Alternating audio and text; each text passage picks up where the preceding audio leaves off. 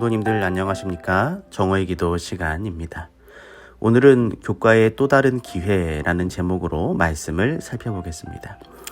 이사야 7장 13절에 있는 말씀입니다. 다윗의 집이여 원하건대 들을지어다. 너희가 사람을 괴롭히고서 그것을 작은 일로 여겨 또 나의 하나님을 괴롭히려 하느냐. 교과에 보면 아하스는 이사야의 초청에 믿음으로 반응하지 않았습니다. 그러나 하나님은 자비롭게도 그에게 또 다른 기회를 주셔서 깊은 데에서든지 높은 데에서든지 한 징조를 구하라고 말씀하십니다. 그분께서는 한 악한 왕이 오직 믿기만 한다면 하늘과 땅의 모든 것을 기꺼이 비워주시기 위해 준비하고 계셨던 것입니다. 아하스는 금과 은으로 덮인 산이나 지중해의 모래알같이 무수한 곡식을 징조로 구할 수도 있었습니다. 그런데 이사야 7장 12절에 보시면 아하스는 징조를 구하지 않겠다고 반응합니다. 이 말은 하나님을 시험하지 않겠다라고 하는 핑계였습니다. 얼핏 보기엔 아하스의 대답은 경건하고 공손한 것처럼 들렸습니다.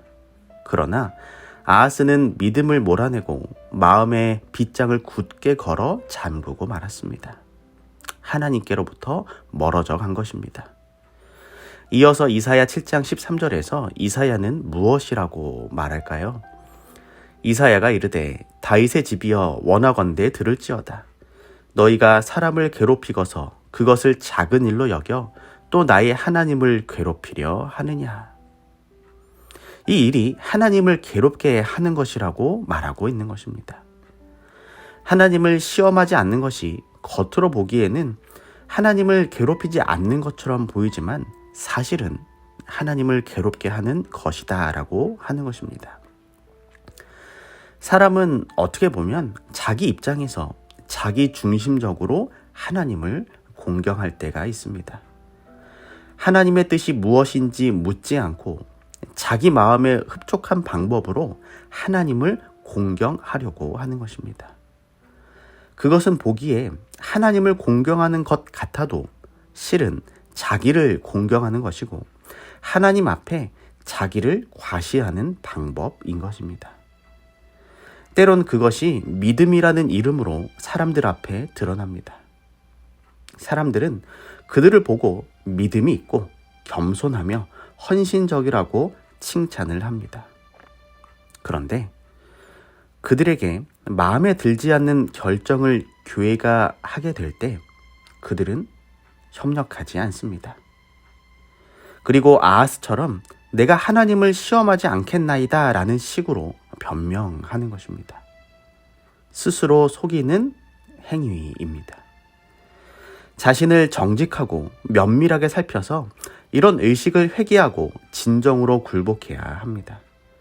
하나님께서 시험해 보라고 말씀하시면 시험하면 되는 것입니다. 내가 스스로 시험하는 것이 아닙니다. 하나님께서 해보라 라고 친히 말씀하시니 내가 말씀대로 순종하겠습니다 라고 하면 되는 것입니다. 세상에 많은 이유가 있고 이론이 있을지라도 하나님께서 하라고 하시면 하고 하지 말라고 하시면 안 하면 되는 것입니다. 성경은 아주 단순한 것입니다. 그런데 때때로 우리는 자기 생각대로 하나님의 말씀을 해석하면서 논리에 맞지 않는다. 이 기별은 옛날 기별이라 이렇게 주장하기도 하는 것입니다. 때론 이것이 들으면 합리적으로 들리기도 합니다. 그러나 말씀대로 순종하는 것은 아닌 것입니다. 하나님을 높이는 것이 아니라 내 생각, 내 주장을 높이는 것들이 다 우상 숭배인 것입니다. 성도님들, 오늘 하루 우리 모두가 내 생각, 내 계획을 높이기보단 하나님을 높이는 겸손한 하루를 살아가게 되시길 바라며 말씀을 줄이도록 하겠습니다. 기도하겠습니다. 사랑의 하나님, 오늘 우리 모든 성도들이 믿음 가운데 순종하는 삶을 살아가게 하여 주시옵소서. 우리가 겸손하게 오로지 하나님만 높이는 삶을 살아가게 하여 주시옵소서.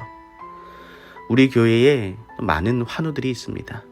오늘 그들을 하나님의 따스한 손으로 품어주시고 그들을 치료하여 주셔서 오늘도 하나님의 또 손길에 감사하고 또 하나님을 간구하는 귀한 하루를 살아가게 하여 주시옵소서. 모든 말씀 사랑이 많으신 예수님의 이름으로 간절히 기도드립니다. 아멘.